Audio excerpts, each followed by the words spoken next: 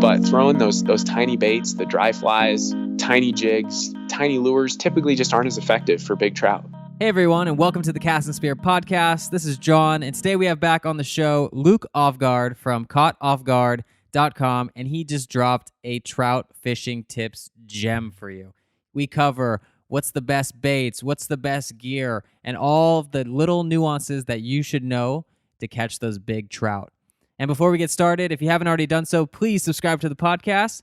But let's welcome back Luke Offguard. So first of all, I just got to say, based on where I live, I'm blessed, and a lot of the tactics that I'm describing are for, massive fish that we happen to have in our backyard, and you can catch, a 20-inch fish almost every time you go out where I live, if you know what you're doing.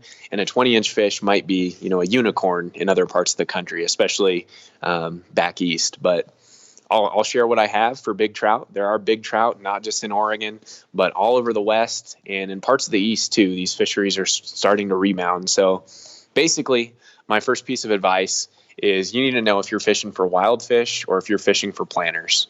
And, rainbow trout are native to the West Coast, the Pacific Northwest specifically. So if you're catching a rainbow trout outside of its native range in Alaska, British Columbia, Idaho, Oregon, Washington, California, and northwestern Nevada, it's not a native fish. It's not from that area. It's not something that has historically been there. Now, rainbows are the most widespread fish on earth. Apart from common carp and largemouth bass, there aren't many fish that have been introduced as widely as they have. So they've become naturalized. So when I say hatchery fish, I'm not talking about a fish that was introduced years ago into a system and has since become a naturalized invasive like rainbows are in most of their range now. I'm talking about a fish that was plopped in from a hatchery truck. My first piece of advice is don't fish for hatchery trout. I don't get the motivation behind it. I understand that if you're trying to catch some meat, they might be a good option, but hatchery trout do not taste the same.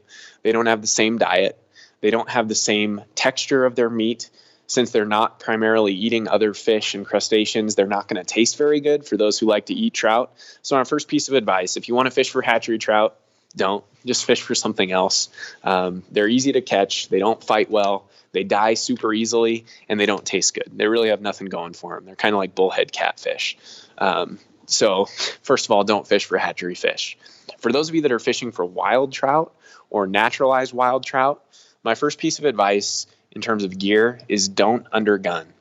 A lot of people will use gear that is way too light for trout and then expect to somehow miraculously not only catch that fish of a lifetime, but then land it using gear that is completely outmatched.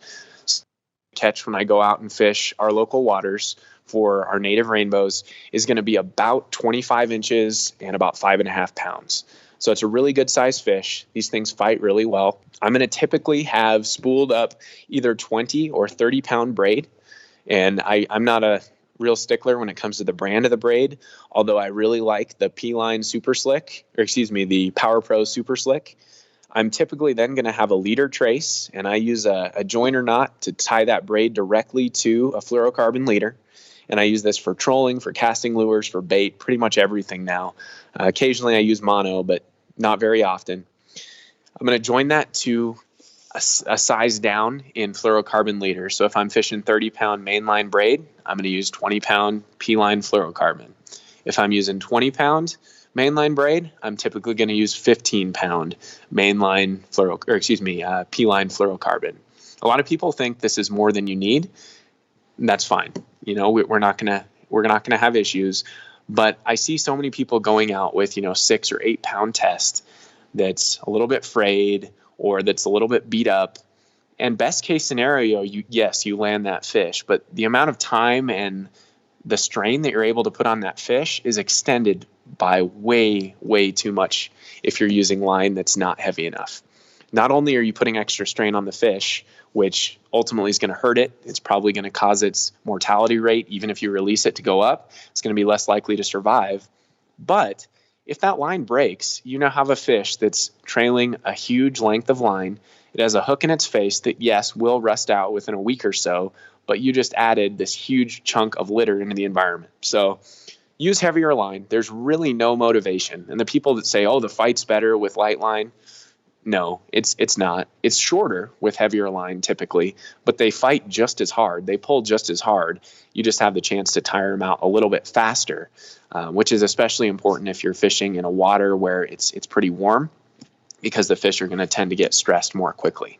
As far as your gear goes, I really don't have a huge preference in terms of rods, although I really like, in recent years, the St. Croix line of either 1 or 2 piece spinning rods, just a standard 7-foot rod. I like a rod that's long enough that you have a little bit of reach for shore fishing, but short enough you can still troll it behind a boat. So typically that's going to be a 7-foot rod for me. The 1-piece rods are nice. They're a little bit stronger, less likely to break, but the 2-piece rods obviously have the added benefit of breaking down and being able to travel. As far as reels, there's one reel that I like for almost all sorts of freshwater fishing, and it's unfortunately it was recently discontinued in the version that I like, but I really am a big fan of the Shimano Stratic CI4 Plus in the 4000 FA size.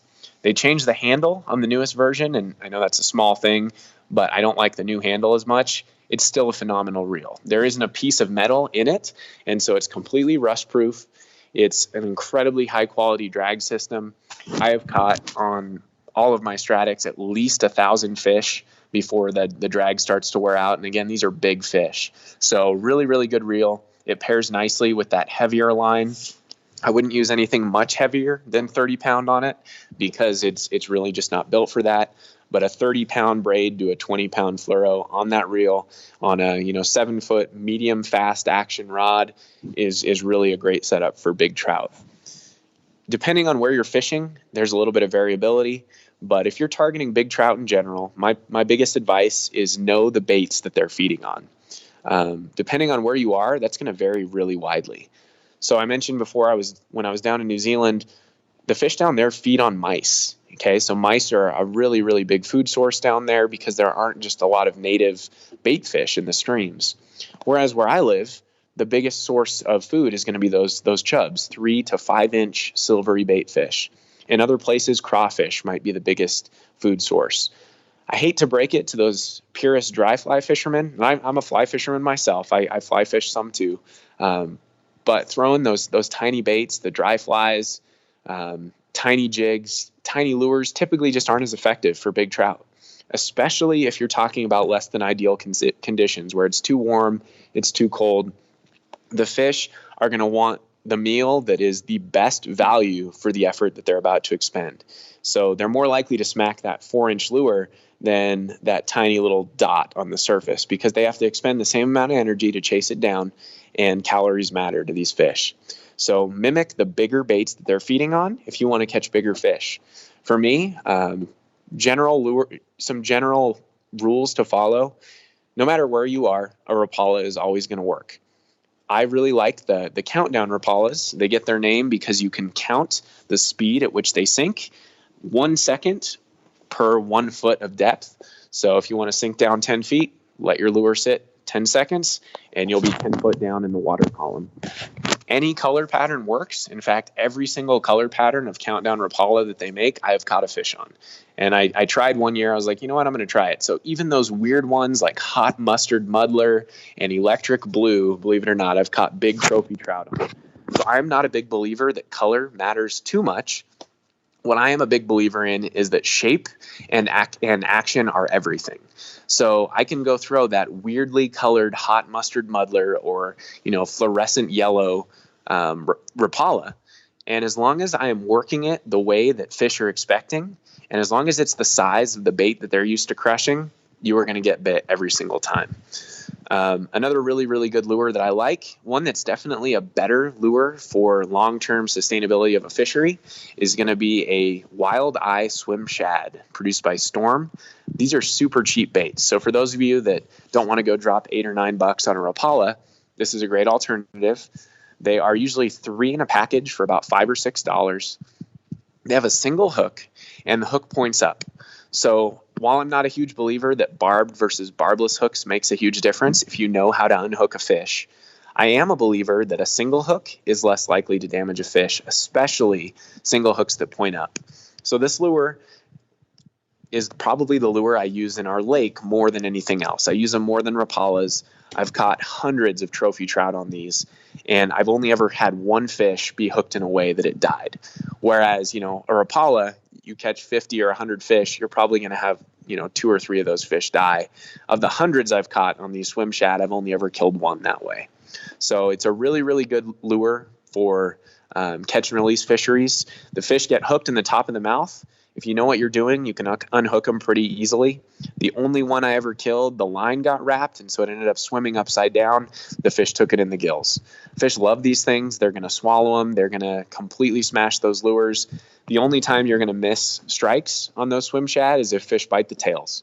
And as I mentioned before, trout are tail biters. Trout chase bait when they're hunting it down on like a bass, which usually stuns it by hitting it in the head or from the side. So you got to find swim baits, if you are using swim baits for trout, that have a hook a little bit further back if you want to have the best hookup ratio. And those swim shad, they're a little bit further forward than I'd like, but for the money, they're about the best thing you can do. As far as rivers versus streams and lakes, depending on where you are, your fish are going to have very different behaviors. The fish I'm fishing are highly migratory. Their life cycle is what they call adfluvial. For those who don't really know or care what that means, it's basically fish that are freshwater steelhead. They're spending the majority of their time in warm weather, gorging themselves in the lake. Once the weather gets too warm, they're moving off to places where there's springs or flowing water to keep them cooler. And then when they spawn, they run out to the rivers and streams, and they do that. So our fish will spawn every single month of the year except July. There's populations that have been found spawning every single month of the year. And so I'll post this online every now and then, or I'll write an article about, chasing spring versus fall spawn. And you'll get those folks that say, oh no, red band trout or rainbow trout only spawn this time of year. And that's just not accurate.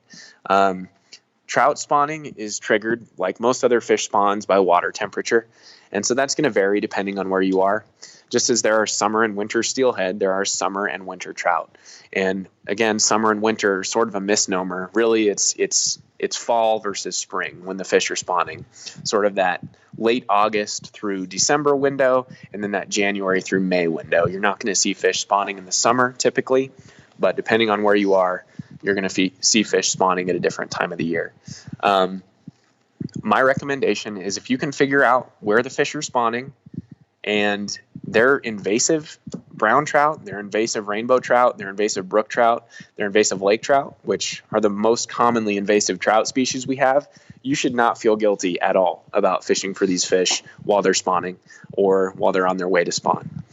That being said, if they're native fish, you're fishing rainbows in their native range, you're fishing for bull trout, you're fishing for brook trout back east, you're fishing for cutthroats in the majority of their range, you really shouldn't be fishing for these fish once they hit the spawning grounds.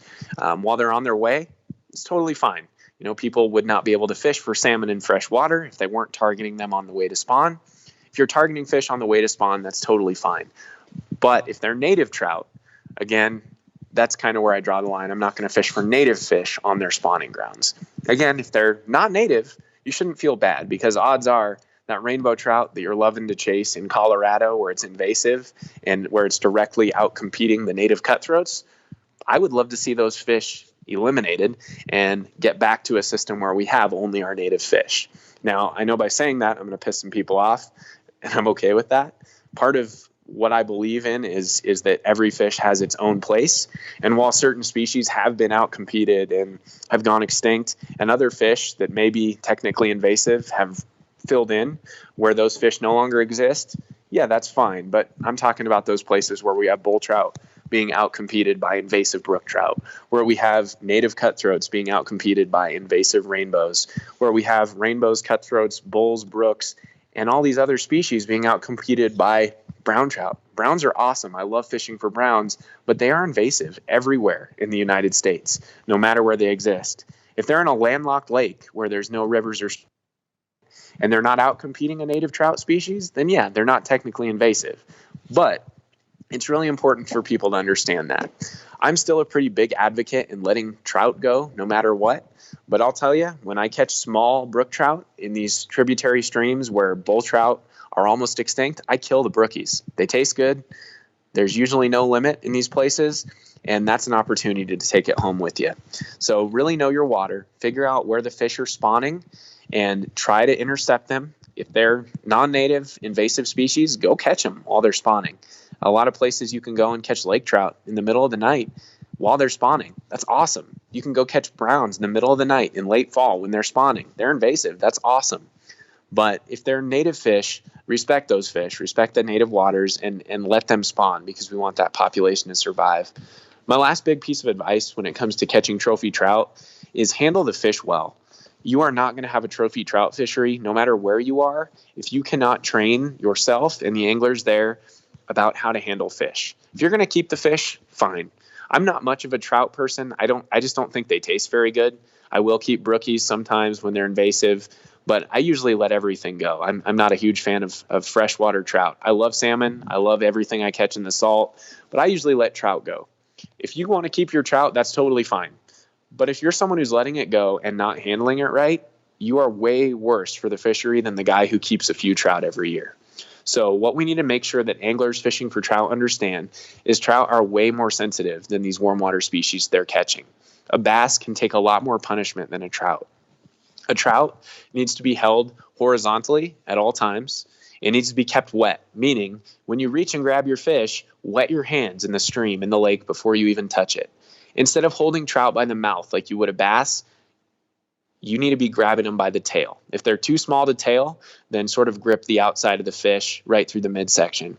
But tail trout, especially big trout, whenever you can, and control them that way. Hold them horizontally. Never, ever, ever hold a big trout vertically, because by lifting a fish vertically, you just caused internal organ ruptures, you caused internal bleeding, and they've done long-term studies that show even if the fish survives, its likelihood of spawning and the effectiveness of that next spawn is going to be severely impacted.